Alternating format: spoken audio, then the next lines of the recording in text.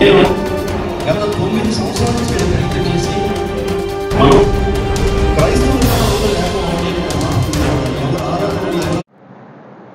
అంతేకాదు క్రైస్తవులకి రక్షణ కావాలి, క్రైస్తవులకి భద్రత ఉందా అనేటువంటి ప్రశ్న క్రైస్తవులలో ఉండేటువంటి పరిస్థితులు ఆ మరణాన్ని బట్టి మాకు అనుమానాలు వ్యక్తం చేస్తున్నాయి. దయచేసి ప్రవీణ్ పగడాల గారి యొక్క మరణం అది ప్రవీణ్ పగడాల గారి యొక్క మరణం అనుమానాస్పదంగా ఉంది. ఒకవేళ ప్రవీణ్ పగడాల గారు యాక్సిడెంట్లో మరణిస్తే బండి స్కిడ్ అయినట్టుగా ఉండాలి, లేకపోతే ఆయన షర్ట్ చినిగిపోయినా ఉండాలి, లేకపోతే ఏదో దానికి సంబంధించినటువంటి ఉండాలి. ఆయనకి హెల్మెట్ ఉంది, అన్నీ ఉన్నా మూతి పగిలిపోయినట్టుగా ఉంది, శరీరం మీద గాయాలు ఉన్నాయి. కాబట్టి ఇది హత్య అని మాకు అనుమానాస్పదం. గౌరవ పోలీసు వారికి కూడా తెలియచేసేది ఏంటంటే ఈ దర్యాప్తును మీరు లోతుగా దాన్ని దర్యాప్తు చేయాలని, తప్పకుండా క్రైస్తవులకి భద్రత కల్పించాలని పోలీసు వారు కానీ ప్రభుత్వం వారు కానీ మాకు సరైనటువంటి భద్రత కల్పించాలని, మాకు సెక్యూరిటీ కావాలని మేము కోరుకుంటున్నాం. ప్రవీణ్ పగడాల గారి యొక్క మరణం దారుణమైనటువంటి హత్యగా మాకు అనుమానంగా ఉందండి. దాంట్లో అనుమానం ఏమాత్రం లేదు. ఎందుకంటే అక్కడ ఆనవాళ్లు కనబడుతున్నాయి. దాన్ని మసిపూసి మారేడుకాయ చేసే విధంగా ఒకవేళ రిపోర్ట్స్ ఇస్తే మాత్రం రాబోయే రోజుల్లో దానికి పర్యవసానం క్రైస్తవులు తిరగబడే పరిస్థితి వస్తుంది. ఈనాడు క్రైస్తవులు, ముస్లింలు, హిందువులు అందరూ కలిసి ఓటేస్తేనే ప్రభుత్వాలు ఎన్నుకోబడ్డాయి. అందరూ ఐక్యతగా ఉన్నాం. ఈ రోజున ఎక్కడా కూడా క్రైస్తవులు, ముస్లింలు, క్రైస్తవులు అందరూ ఒక అన్నదమ్ముల్లాగా భావిస్తున్నాం. ఇది కేవలం కొంతమంది మతోన్మాదులు కావాలని చేస్తున్నటువంటి పనులు. మన ఒక ఆవిడ ఎవరో పిచ్చిదో మంచిదో తెలియదు, పిచ్చిదానికి లాగా పగడాలా పగిలిందనే ఒక పాట పాడి వెటకారంగా మారింది. పోలీసు వారు ఏం చేస్తున్నారు? ఎందుకు ఆవిడికి అంత కక్ష క్రైస్తవుల మీద? క్రైస్తవులు ఎడ్యుకేషన్ ఇస్తున్నారు, క్రైస్తవులు అనేక మందికి అనాథులకు ఆశ్రయం ఇస్తున్నారు, క్రైస్తవులు అనేక మందిని ఆదరిస్తున్నారు. ఇలాంటి వారి మీద ఆవిడకి ఎందుకు అంత పగ? ఎందుకు ఆవిడ అలాగే రెచ్చగొట్టి మాట్లాడటం? అలాంటి వారిని సరైనటువంటి రీతిలో చర్యలు తీసుకోవాలని, అంతేకాదు చాలా దారుణంగా ఎటకారంగా మాట్లాడింది ఆవిడ.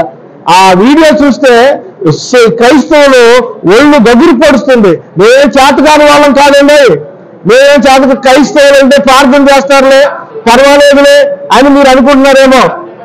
మేమేం చేతకాని వాళ్ళం కాదు, కాకపోతే మన జీవితాన్ని మేము క్రైస్తవులుగా మేము మార్పు చెంది ప్రార్థన చేసేవారుగా ఉన్నాం. కాబట్టి క్రైస్తవుల మీద ఈసారి దాడి జరిగితే, ఒకవేళ అలాంటి పరిస్థితులు ఎదురైతే తిరగబడవలసిన పరిస్థితి కూడా వస్తే, ఈ రోజున చిన్న చిన్న విషయాలు ఎక్కడో చిన్న ఇష్యూ జరిగితే దాన్ని పెద్ద ఇష్యూగా చూపిస్తున్నారు. ఎందుకు ప్రవీణ్ పగడాల విషయంలో స్పందించాలి. ఈ రోజున క్రైస్తవ లోకం అంతా తిరగబడింది, క్రైస్తవులంతా ఏకమయ్యారు. గాజువాక పారిశ్రామిక ప్రాంతంలో ఉన్న క్రైస్తవులే కాదు, విశాఖపట్నంలో ఉన్న క్రైస్తవులంతా ఏకమయ్యారు. అంతేకాదు రాష్ట్రం అంతా ఏకమైంది. రాబోయే దినాల్లో మేమేంటో చూపించడానికి కూడా మేము రెడీగా ఉన్నాం. ఒకప్పుడు ఏదో అనుకుంటున్నారేమో, వీళ్ళు క్రైస్తవులు ఏం చేయరు, ప్రార్థన చేస్తారు అని అనుకుంటున్నారేమో. కాదు, మేము తీవ్రంగా ఆయన మరణాన్ని ఖండిస్తున్నాం.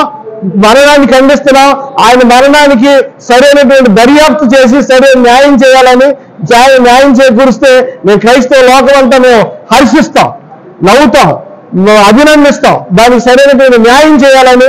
క్రైస్తవులు చేతకాని వాళ్ళు కాదు. కాబట్టి మీరు సరైన న్యాయం చేయాలి. ఆయన మీద ఉన్న గాయాలు ఏంటో, ఆయనకి ఎందుకు అలా మూతి మీద గాయం తగిలిందో, ఆ బైక్ పడిన దగ్గర కర్రతో ఉన్న రక్తం మార్కలు ఏంటో, వీటన్నిటిని నిర్ధారణ చేయాల్సిన పరిస్థితి ఉంది.